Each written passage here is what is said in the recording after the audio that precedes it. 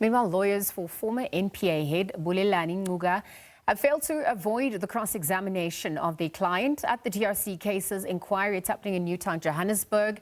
They argued that a directive given by the Chairperson Justice Sisi Khampepe allowing counsel for the victims of families to question him did not comply with the inquiry's rules. This is due to the fact that Ngcuka did not implicate anyone in his witness statement, and the families had relied on a rule which speaks to implicated persons being allowed to cross-examine witnesses.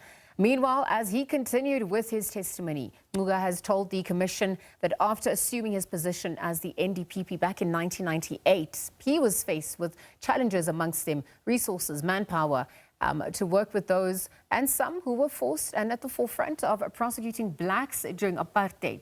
Ngcuka has rejected that under his watch there was political interference which delayed the prosecution of the TRC cases. He said the challenge they face was lack of evidence. There were some of the cases, you take, for example, you take the Biko case.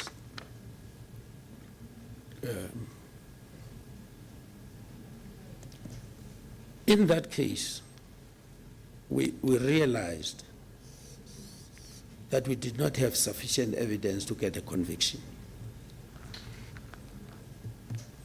We knew,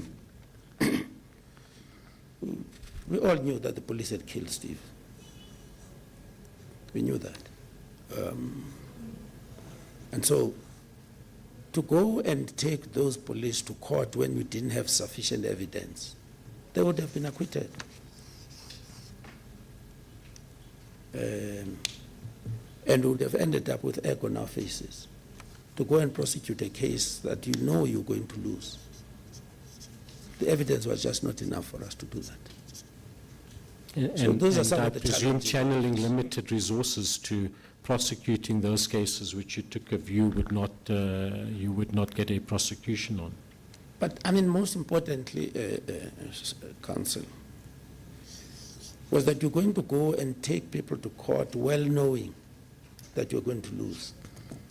It would have been wrong.